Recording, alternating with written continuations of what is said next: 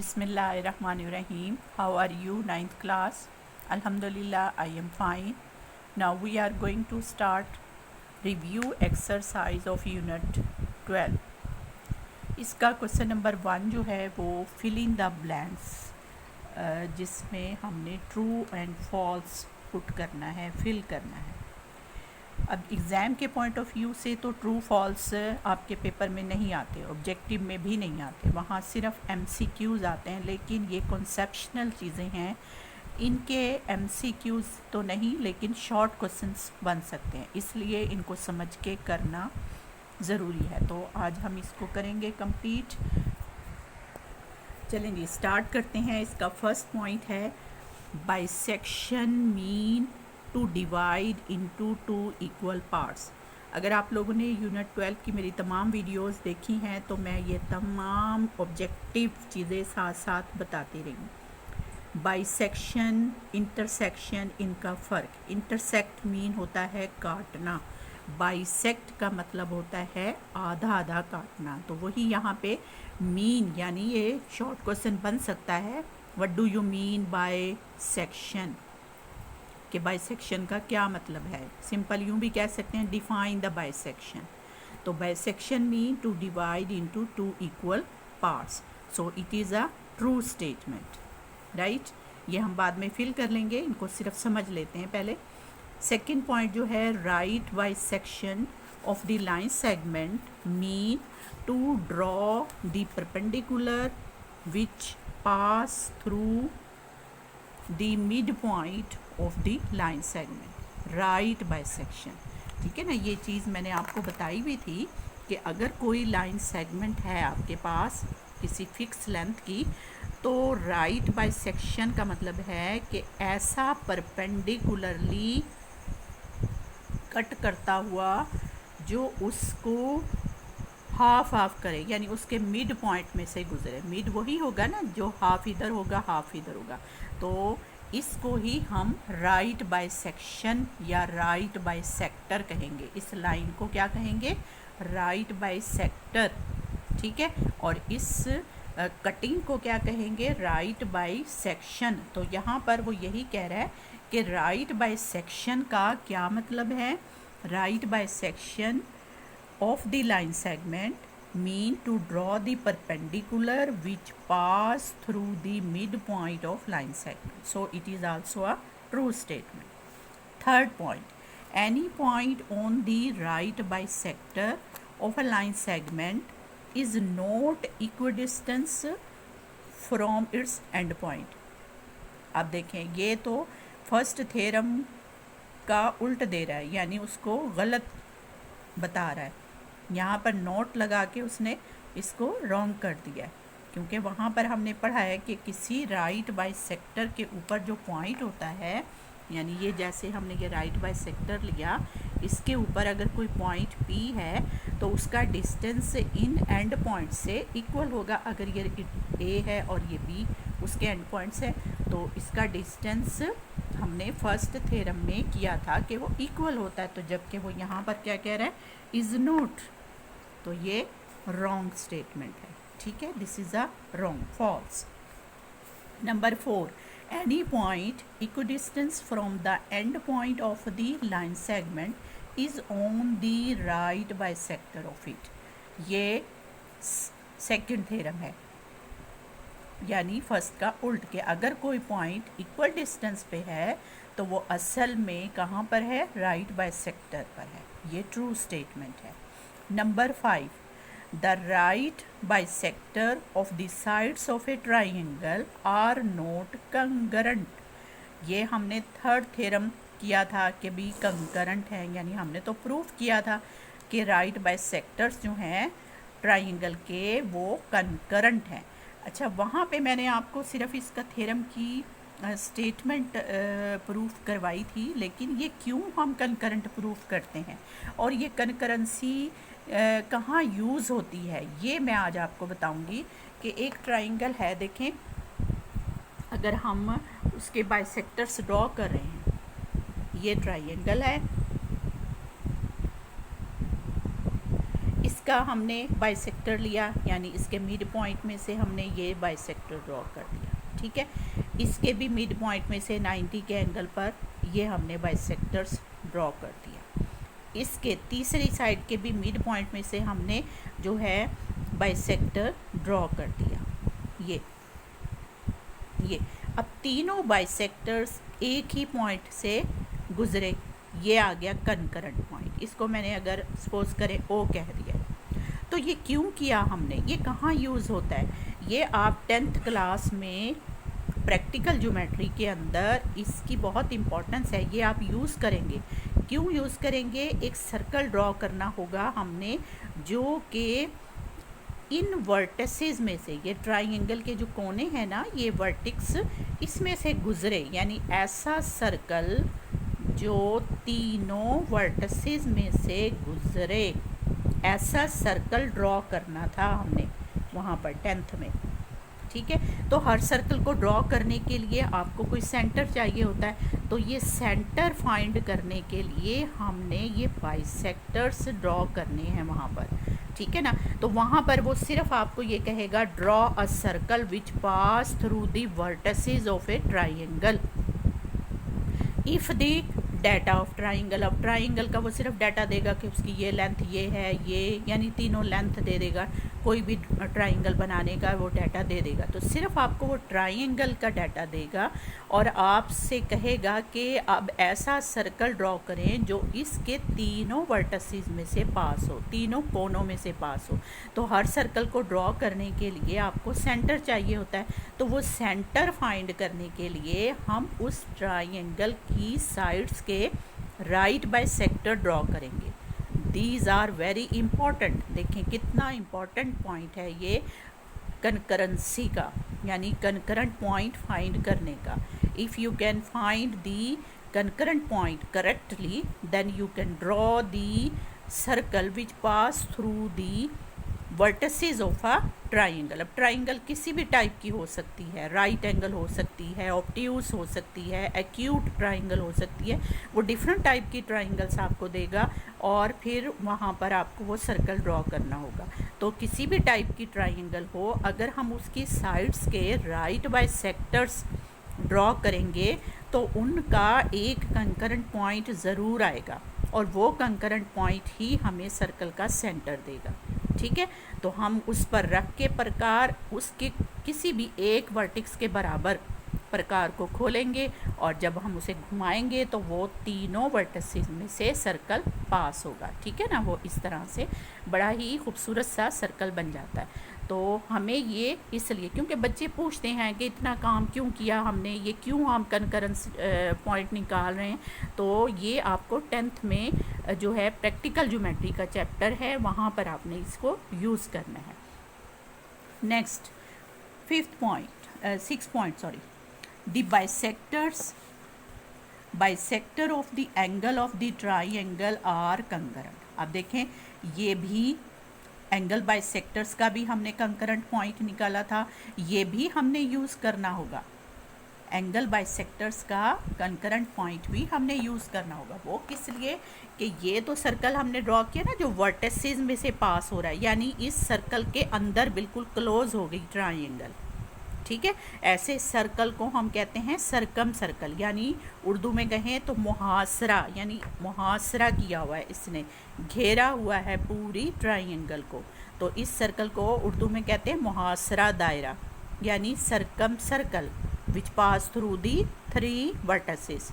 तो जो एंगल का बाइसेक्टर का जो कॉमन पॉइंट है या कंकरेंट पॉइंट है वो भी हम यूज़ करेंगे। वो किस लिए यूज़ करेंगे, देखें मैं इसकी इम्पोर्टेंस सिर्फ बताने के लिए आपको ये चीज़ एडवांस में बता रही हूँ, क्योंकि ट्राइंगल अभी तो नहीं आपको ये 10th वाला काम करना, लेकिन ये कितना इम्पॉर्टेंट है ताकि आप इसको इंटरेस्ट के साथ कंकरेंट पॉइंट को फाइंड कर सकें। अच्छा ये देखिए, अब ये ट्राइंगल है, अब इसके तीनों एंगल्स हैं, जाहिर है किसी भी टाइप की ट्राइंगल होगी तो उसके 3 एंगल होंगे इंटीरियर। हम एंगल्स का बाइसेक्टर ड्रॉ करते हैं, ये एक एंगल बाइसेक्टर ड्रॉ हो गया, ये दूसरा एंगल का बाइसेक्टर ड्रॉ हो गया, ये तीसरे एंगल का बाइसेक्टर ड्रॉ हो गया, ठीक है। ये तीनों बाइसेक्टर्स जब हम ड्रॉ कर लेते हैं तो इसका भी ये कॉमन पॉइंट कंकरेंट पॉइंट आ जाता है। अब ये किस लिए हमने यूज़ करना है, दिस कंकरेंट पॉइंट, सपोज ये भी ज़ीरो या कुछ भी आप इसको नाम दे दें कॉमन पॉइंट को, इसको यूज़ करेंगे to draw a interior circle which touch the sides of the triangle internally. यानी हम जब इसको सेंटर लेके किसी भी एक साइड के बराबर जहाँ ये इसको टच कर रहा है, ये कट कर रहा है, इस साइड को इतना प्रकार मतलब खोलते हैं, और जब हम उसको घुमाएंगे तो वो इसको ऐसे टच करेगा तीनों साइड्स को ऐसे, ठीक है। अब क्योंकि हमने मेजरमेंट इसको ऐसे अंदाजे से बना रहे हैं, लेकिन ये ऐसे सर्कल बनेगा जो सिर्फ सर्कल के साइड्स को टच करेगा, उसको पास नहीं करेगा। यानी ऐसे नहीं कि यूं गुजर जाए, नहीं ना, ऐसे कि भाई कहीं से ऐसे यूं बाहर टच ही ना करे, वो तीनों साइड्स को टच करेगा, बिल्कुल टचिंग पॉइंट, यानी जैसे सिर्फ टच करे उसको, ठीक है। नोट पास, नोट एक्स्ट्रा।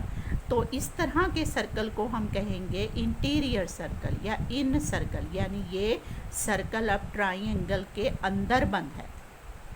ये सर्कल कैसा था, जिसके अंदर ट्राइंगल बंद थी, तो इसको हमने कहा था सर्कम सर्कल, इसको हमने कहा इन सर्कल। तो ये सर्कल ड्रॉ करने के लिए हमें किसी भी ट्राइंगल के एंगल्स के बाइसेक्टर और उसका कंकरेंट पॉइंट हमने चाहिए होता है।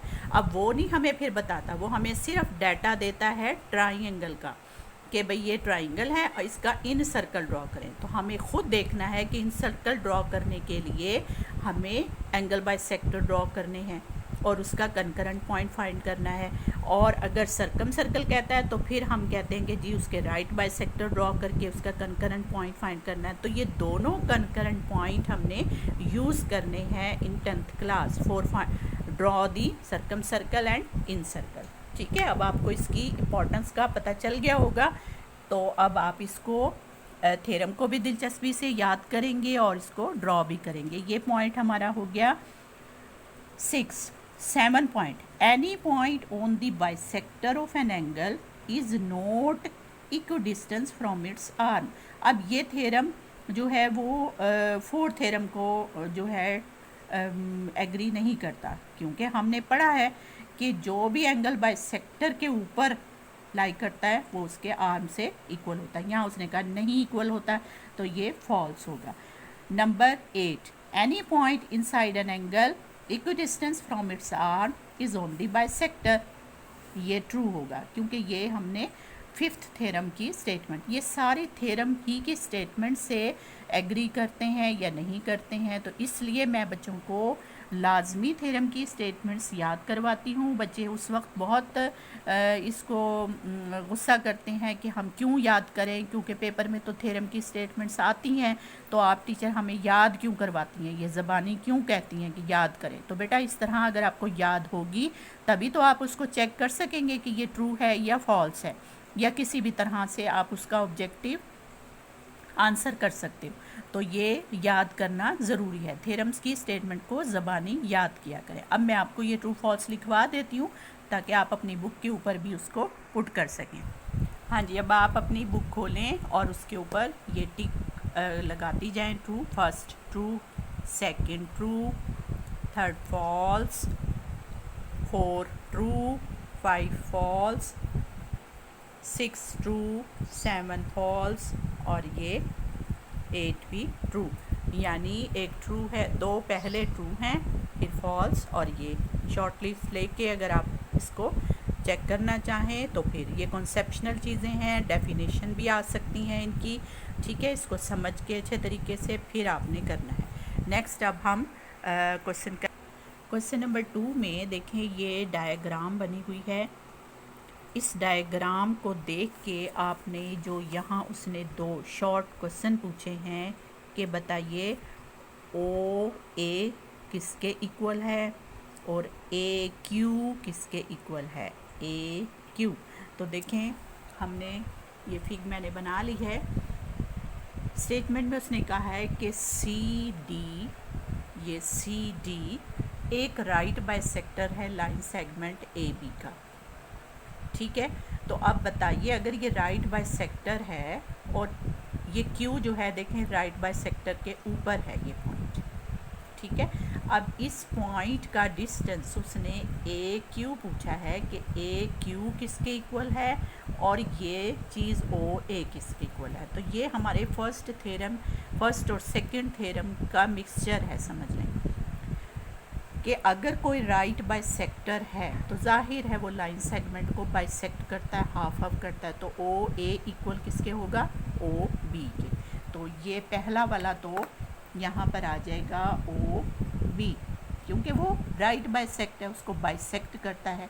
तो ये एम क्यों लगाते हैं, मेजरमेंट, ये अगर लगाएं तो भी ठीक है, ना लगाएं तो भी ठीक है। हाँ, ये लाइन सेगमेंट का साइन ज़रूर डालना है, इसके बगैर गलत हो जाए। दूसरी चीज़ उसने पूछा है कि मेजरमेंट ए क्यू, यानी ये लेंथ ए क्यू, यानी इसको अगर मैं इससे मिला दूं, ये पॉइंट जो राइट बाइसेक्टर के ऊपर लाई करता है तो उसका डिस्टेंस किसके इक्वल होगा, जाहिर है दोनों एंड पॉइंट से इक्वल होगा।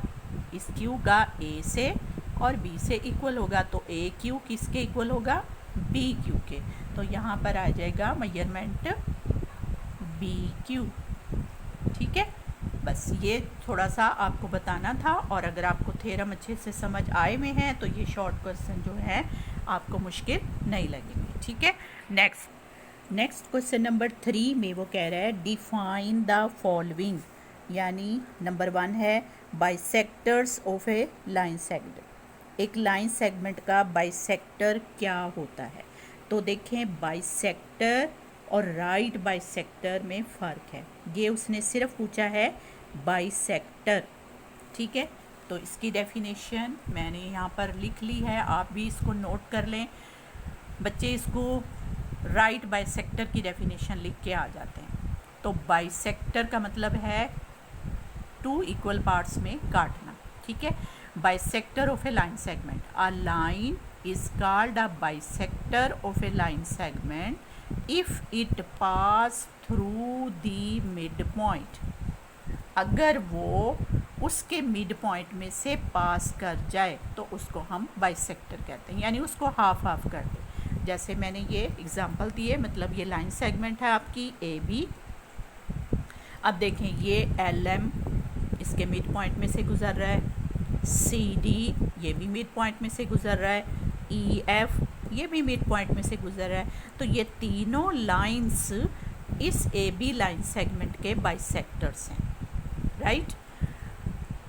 ये जो सी डी है इसको हम राइट बाइसेक्टर कह सकते हैं, कहेंगे क्यों, इसलिए कि ये परपेंडिकुलरली इसको कट कर रहा है 2 इक्वल पार्ट्स में, इसलिए सी डी जो है ये राइट बाइसेक्टर है। ठीक है, बाइसेक्टर तो है लेकिन राइट बाइसेक्टर है। लेकिन ये बाकी जैसे ई एफ एल एम ये जो हैं ये सिर्फ बाइसेक्टर्स हैं। ठीक है, तो हम इसको इसकी डेफिनेशन के साथ ये फिग भी बनाएंगे। एग्जामिनर को आपको की कॉन्सेप्ट का पता चले कि इसे फ़र्क का पता है कि बाइसेक्टर और राइट बाइसेक्टर में क्या फ़र्क है। तो आपने पहले डेफिनेशन लिखनी है, ठीक है, और उसके बाद ये फिग बनानी है। फिग को सिंबॉलिकली आपने लिखना भी है यहाँ पे कि ये एल एम लाइन, ये वाली एल एम लाइन का साइन डालना है ऊपर, सी डी ये वाली line, E F line are all bisector of A B line segment. ये देखिए ये लाइन सेगमेंट का साइन है। ये सैम्बल्स जो होते हैं ना इनको ज़रा एहतियात से समझ के आपने लगाना है। ठीक है, नेक्स्ट हमारे पास डेफिनेशन है बाइसेक्टर ऑफ एन एंगल। इसकी second definition bisector of an angle. अब बाइसेक्टर जो है एंगल का वो रे होती है। अ रे is called a bisector of an angle if it divide the angle into two equal parts, यानी अगर वो 60 का है तो उसको 30 में, 90 का है तो 45 में, टू इक्वल पार्ट्स में डिवाइड कर दे। तो इसकी फिग भी आपने बनानी है। पहले एक एंगल ये बनाना है ए ओ बी, ठीक है। जब आप ये एंगल बना लें तो बिल्कुल मिड वाला पॉइंट यहाँ ले लें इस एंगल के ऊपर, और फिर इसको ओ को उससे मिलाते हुए आगे बढ़ा दें। इनको नाम दे देना है, ये ए बी और ये सेंटर वाली रे को सी।